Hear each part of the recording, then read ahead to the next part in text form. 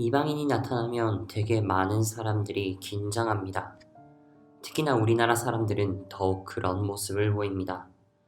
저 사람이 나보다 뛰어난 것들을 가지고 있지는 않을까?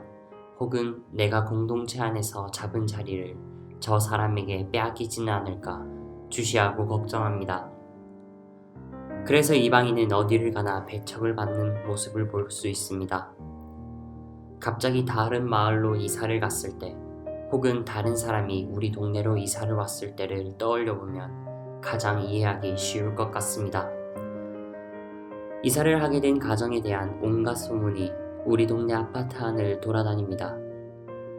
근거가 없는 소문부터 시작해서 그들이 우리 마을로 이사를 하게 된 경위까지 그 가정 구성원의 어느 한 사람도 알려주지 않았는데 우리는 그들의 소식에 귀를 기울입니다. 그리고 그들이 만약 소위 있는 집, 잘 사는 집이라면 마을의 일에 초대를 하고 함께 무언가 하기를 권유합니다. 그런데 만약 우리가 생각하기에 문제가 있는 집이라면 우리는 그들에게 이유 없는 비방의 화살을 날립니다. 앞에서는 반가운 척 인사를 하면서 온 동네 사람들이 뒤에서 그들을 손가락으로 가리킵니다. 단지 이유는 그들이 우리 마을을 찾아온 이방인이기 때문입니다. 이것이 어느 나라, 어느 동네에 가더라도 쉽게 만날 수 있는 이방인을 대하는 태도입니다.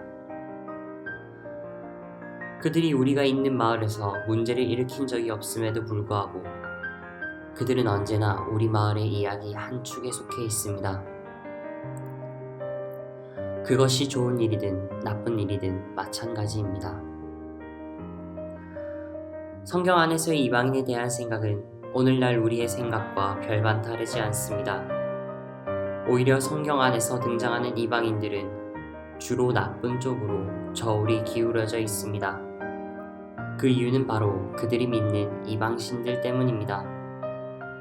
이스라엘 민족은 가나안 땅에서 살면서 수없이 고초를 겪었습니다. 가장 처음 땅을 차지할 때부터 그들은 전쟁을 치러야만 했고 수없는 이방인들의 침공을 받았습니다. 그리고 결국 그들의 수도가 함락되고 유배도 끌려가야만 했습니다. 그들의 역사를 살펴보면 어쩌면 그들이 이방인들을 왜 그리도 싫어하는지를 알 것 같기도 합니다. 이방인들의 횡포는 예수님이 살았던 시대에도 여전했습니다. 세리였던 자케오의 모습만 봐도 알 수 있습니다. 세리는 오늘날 우리나라와 비교한다면 친일파라고 생각할 수 있겠습니다. 그들이 횡포를 부릴 수 있는 것은 그들이 등에 업고 있는 이방인들의 나라 때문입니다. 어쩌면 우리에게 이방인을 싫어할 이유는 충분한지도 모르겠습니다. 새롭게 만나야 하는 사람이기에 익숙하지 않고 그 사람이 어떤 사람인지 모릅니다. 선인인지 악인인지조차도 알 방법이 없습니다. 거기다가 때로는 질투의 대상이기도 하고 때로는 실제로 해를 끼치는 사람이 될 수도 있습니다. 우리가 살아오는 일상을 깨뜨리는 존재가 바로 이방인입니다. 이방인은 참 껄끄러운 존재입니다. 오늘 복음에서 예수님 역시도 이방인 여인에게 의외의 모습을 보여주십니다. 예수님은 당신께서 직접 티로와 시돈이라는 지방으로 가셨습니다. 이스라엘을 떠나서 이방인의 지역으로 향했습니다. 당신이 스스로 이방인이 되어 다른 사람들 앞에 나타나셨습니다. 예수님 당신께서 직접 이방인이 되어서 이스라엘 사람들이 이방인이라고 부르던 사람들을 찾아갔습니다. 그런데 여기서 예수님의 언행은 신기하게도 지금까지 그렇게 인자하고 사람을 친절히 대하셨던 예수님의 것처럼 보이지 않습니다. 오히려 잘못한 사람을 꾸짖을 때보다 더 엄한 말씀을 하십니다. 예수님께 자신의 딸을 위해 청하러 온 여인에게 마치 사람이 아니라는 듯이 말씀하시는 것입니다. 그러나 여인은 자신이 그런 취급을 받았음에도 불구하고 예수님께 청하는 것을 멈추지 않습니다. 오히려 자신은 강아지들과 마찬가지의 처우를 받아도 상관없다는 듯이 자신의 딸을 살려달라고 부탁드립니다.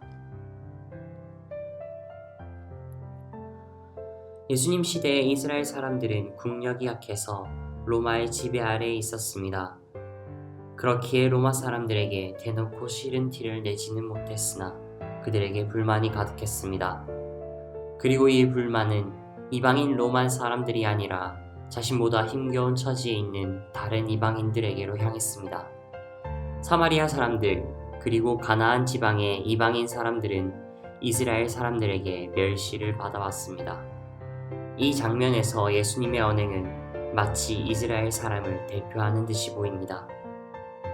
하지만 여기에 뒤에 있는 이야기는 이방인을 멸시하는 이스라엘 사람들에게 일침을 가합니다.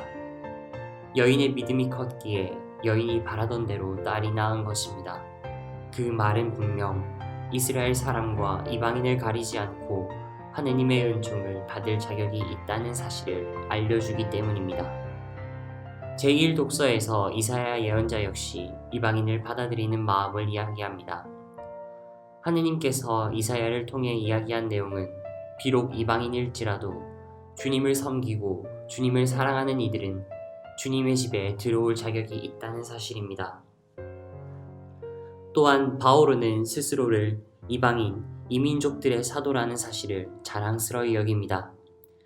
그리스도의 복음은 선택된 한 민족만을 위한 것이 아니라 세상 모든 사람들을 위한 것이기 때문입니다. 우리의 모습과는 사뭇 달랐었던 것 같습니다. 직장도 학교도 심지어는 가족 사이에서 마저 우리라는 것이 희미해졌습니다. 세상의 이야기를 들어보면 가톨릭만큼 우리를 강조하는 모습을 찾아보기 어려워졌습니다. 그러나 이 말을 거꾸로 이야기하면 우리들은 가톨릭 교회는 이방인들에게 손을 내밀기를 꺼려합니다. 우리를 지키고 싶어 하니까요. 그러나 주님께서 바라시는 것은 이런 모습의 교회는 아니리라 생각합니다. 다시 한번 생각해 보셨으면 좋겠습니다. 이제는 낯설어져 버린 내 옆집의 이웃을 어떻게 생각하고 계신가요?